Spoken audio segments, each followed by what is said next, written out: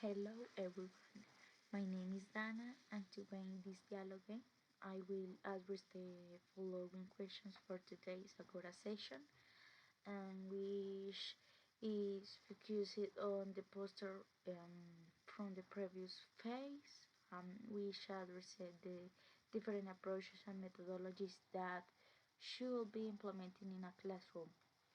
Um, Number one question is, what was the most valuable experience from your teaching practice?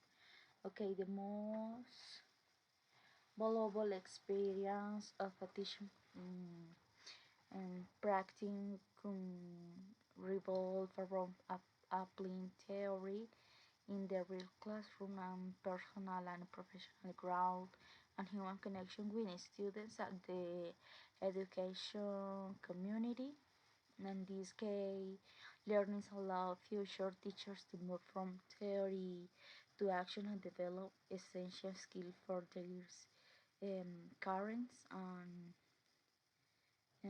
facing the really on the classroom. On one of the most valuable experience is confronting the real complexity of the educational environment, which often differs from what is learned in books, and this includes management, classroom organization, and responding to embarrassing situation, and developing soft skills. The practicum fosters the development of crucial competencies such as passion, empathy, effective communication, flexibility, and implement problem solving. And the implementing teaching strategies, it allows to experimentation with different teaching techniques and methods to discover discover which are most effective in achieving meaningful and learning for students. And in summary, the most valuable experience are those that transform the future teacher and offering them practical tools and a depth understanding of the real impact they can have on their students' lives. And the second question is, how did your view of language acquisition evolve during the course? The understanding of how a language are acquired has evolved significantly over time, and moving from approaching focus and strictly on grammar and repetition to much more complex models to that integrate social interaction and the learning is internal cognitive processes and real world communication. Initially, language acquisition was seen as a habit forming process, and then this view changed radically with the emergence of modern linguistics and cognitive psychology. And more recently, the focus has shifted towards the importance of interaction and social context. In short, the view of language acquisition has evolved from seeing the learning as a passive imitator um, to seeing them as an active cognitive processor with native abilities, and finally to seeing them as a dynamic social participant who learns through interaction and communication with the real world. Number three question is, which activity from the Agora posters inspired you most and why?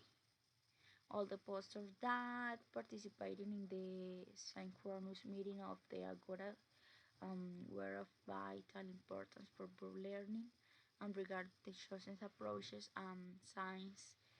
There is a variety because mm, of approaches. The importance of approaches in foreign language teaching is crucial because determine the philosophy and strategic with which learning is approaches, directly influencing the effectiveness of the processes and the type of competence that the students acquire. The fourth question is, what do you take away from the Agora event as a future teacher? Events like Agora which often explore alternative educational models or new technologies, such as AI, and protect vast learning and teach future educators to be flexible. And the takeaway is the need to move beyond one size fits all approach and adapt teaching methods to meet the diverse needs of students. And the discussions emphasize that teacher is more than simply delivering contents, and it's about connecting with students and understanding their challenge and inspiring them on. Future teacher live with a confirmation of their calling and renewed sense of purpose, and to care for the emotions and needs of students as individuals. Cordial greeting. My name is Elena Sofia Jimenez Silva, and now I will answer the question posted in the guide. The question number one is, what was the most valuable experience from your teaching practice? And it allowed me to move from theory to practice and understand that every class brings new challenges, managing time, keeping students engaging, adapting activities, and responding to unspec situations. I also agree a lot on a personal level, especially in areas like empathy, patience, communication, and flexibility. Experiencing the classroom first hand helped me for understand the real impact that a teacher can have on students' learning and emotional well-being.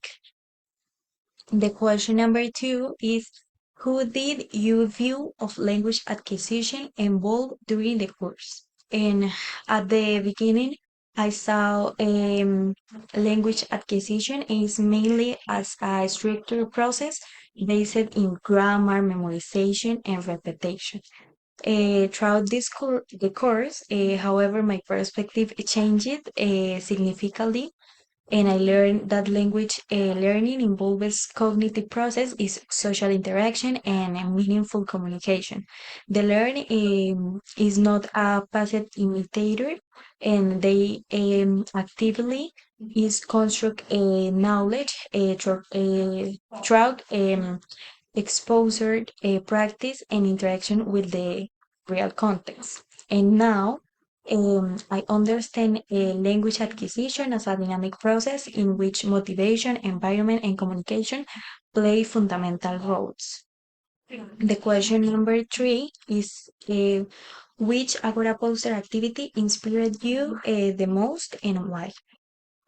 In the Agora, posters were all valuable because each one present different teaching approaches and ways of understanding language learning. And what inspired me the most was seeing how diverse methods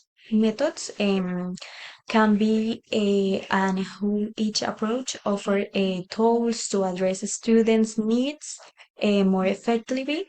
And it reminded me that there is not a single formula for teaching, and instead we must adapt our strategies depending on the context and the learners.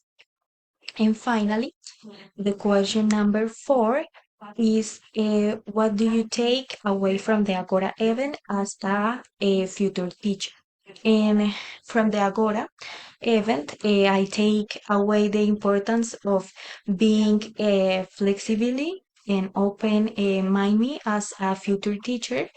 And the discussion showed that education is constantly evolving and that we must keep exploring new methodologies, technologies, and ways of connecting with the students. And most important, I understand that teaching is not only about delivering content, and it's about understanding students as individuals and supporting their emotions and learning styles and inspired them to grow, to even reaffirmed my commitment to teaching with empathy, with purpose and adaptation. Thank you.